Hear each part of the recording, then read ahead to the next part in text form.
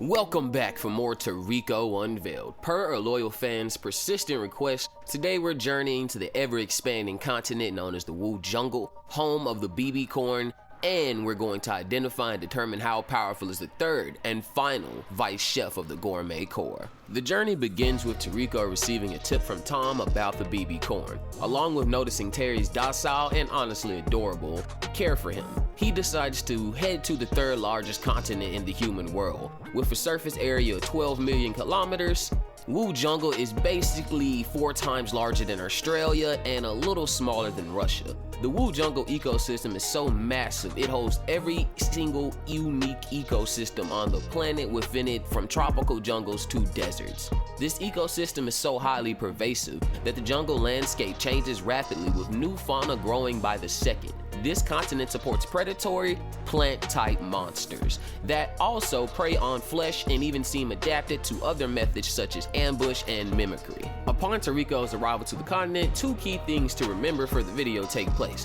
1, Terry takes a bathroom break, and Toriko discovers the peaceful flower. Flowers that, when in the presence of predatory creatures, the leaves will wilt and each petal representing 10 capture levels will fall off. Again, remember this, 1 plant has 6 total leaves, meaning 1 plant can represent a total of capture level 60.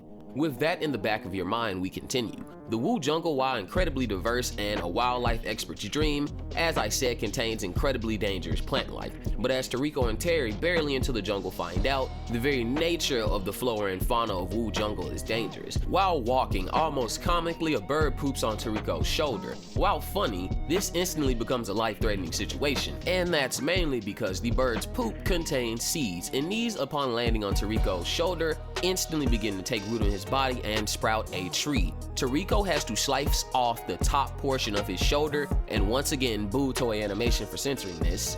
This clearly is not a jungle that you simply want to roam around in. These botanical nightmares being the least of their worries, as after Toriko and Terry get attacked by a high-level plant beast, Toriko delivers some stern fathering on how Terry has to think for himself and cause this situation, not helping outside of releasing his intimidation. Terry, to his credit as a Gourmet world creature, adapts by using his intelligence and speed to set the plant beast on fire with a local fruit that produces high-grade alcohol. You know, it's Toriko, so literally setting the beast on fire from the sparks of his attacks and the high alcohol content. I'm actually planning a video on the pets of Toriko, as they're all kind of really amazing creatures, especially since each one of them is essentially a baby god, but that's for another day. After breaching the ravenous biodiversity of Wuu Jungle, Toriko and Terry make it above the canopy and finally feast their eyes on the BB corn. Toriko initially attempts to cut a large stalk of the corn and has incredible difficulty, stating the plant's fibers are as strong as a GT robot's body, which, by the way, are titanium alloyed fibers. Terry then prompts Toriko to notice the literally skyscraper-sized stalk of BB corn in front of them. The BB corn is a legendary ingredient. They only grow in staggering sizes at the top of the massive canopy of the Wuu Jungle, which happens to have them directly channel all the nutrients they need from below. Toriko's only solution to this was to punch the corn with a 5-ring Kuji punch to free a kernel. With the ever-changing nature of the jungle, they actually get lost, but because Terry marked his scent, they easily navigate their route back, and with haste move towards a local volcano region to turn the kernels into popcorn, which is great because you're gonna want your popcorn for this next part. Braving temperatures of 1200 degrees, Toriko and Terry free the delicious fluffy goodness of the BB corn. But here's where our story sideways. As sudden as the wind, someone vacuums all the popcorn away and into their mouth, introducing the final Seuss or vice chef of the Gourmet core, Grinpatch. Now, we've talked about Starjuan and we've talked about Tommy Rod, but Grinpatch is the one vice chef I never could truly predict what he would do next. Grinpatch's arrival already sets off danger senses in Toriko and Terry, Terry retreating immediately only to get caught by the winds of Grinpatch's breath. Keep in mind, Terry, even as a child, Battle Wolf can hit top speeds of around 100 kilometers or 60 miles-ish per hour. This literally puts Grinpatch's lung capacity and breath strength by extension, tornado level, at 60 to 70 miles per hour winds can uproot trees and cause severe building damage. Grinpatch's tornado-like breath gun nearly catches Terry if not for Toriko striking his straw. Honestly, though he wasn't really featured as much as Starjuan or Tommy Rod, Grinpatch is quite literally a specimen of nature.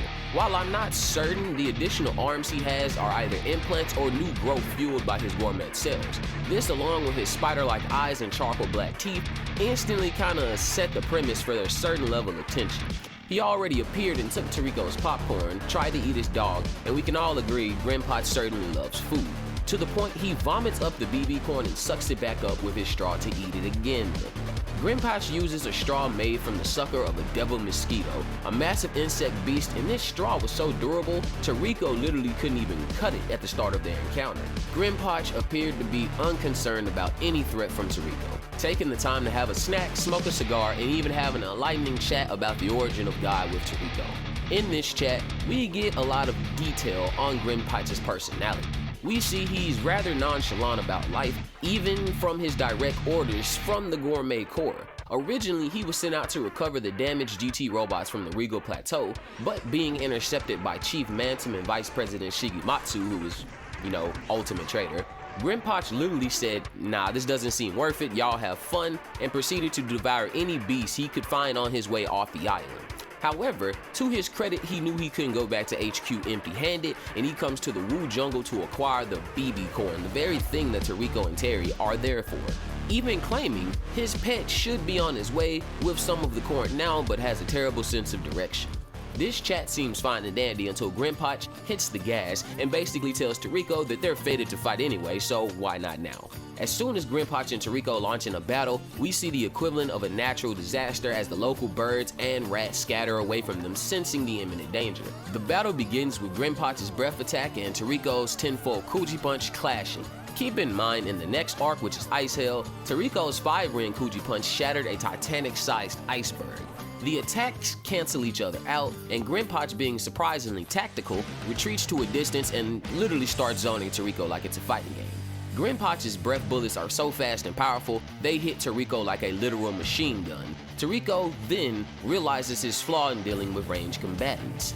This, like his other fights with Vice Chefs of the Gourmet Corps, leads Toriko to literally evolve in mid-combat, inventing the flying fork and flying knife, all so just he could get close to Grinpatch to even be able to be a threat.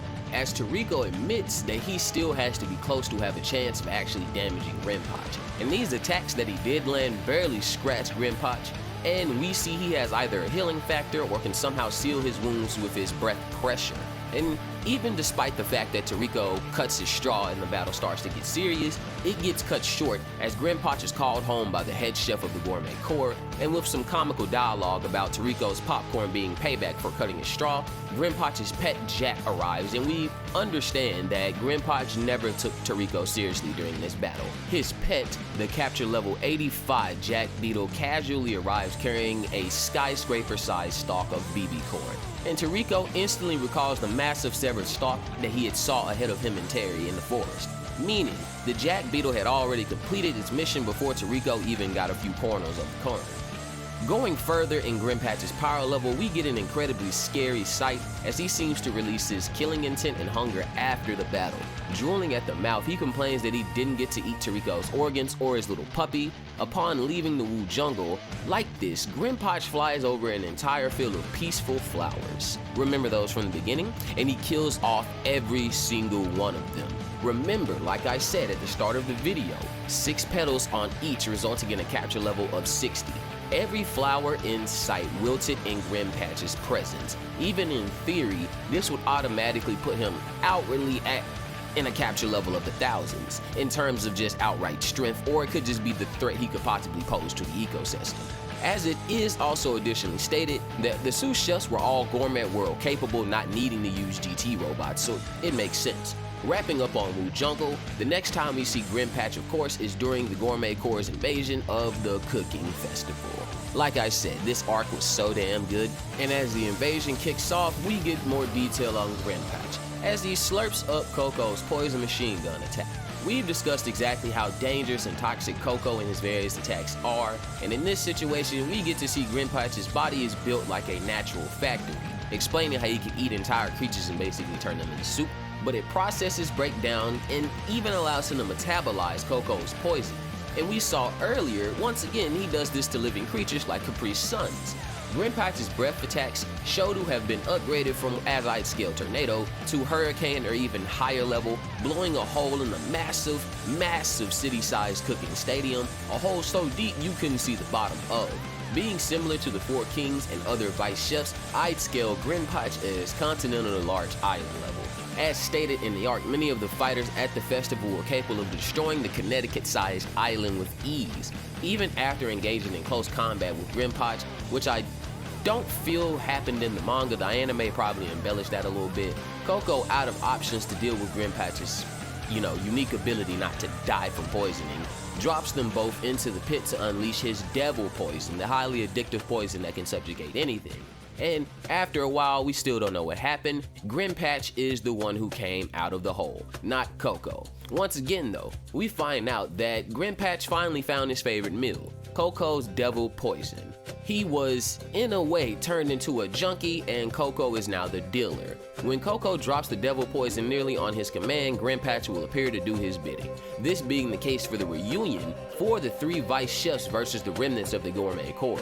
We even get to see Grinpatch has an ability called Worm Breath, meaning he's probably similar to Tommy Rod and has bugs living inside of him, but sadly for our vice chef lovers, Tommy and Grinpatch got melted on contact by Joey's mold spore attack, and well, that was the end of Grinpatch. While I would have loved a rematch with him and Toriko, or even just more than 2 appearances without the entire fandom, it wasn't meant to be. Either way, that's all folks. Thanks for tuning into another episode of Toriko Unveiled, and remember, we give thanks to the bounty this universe provides.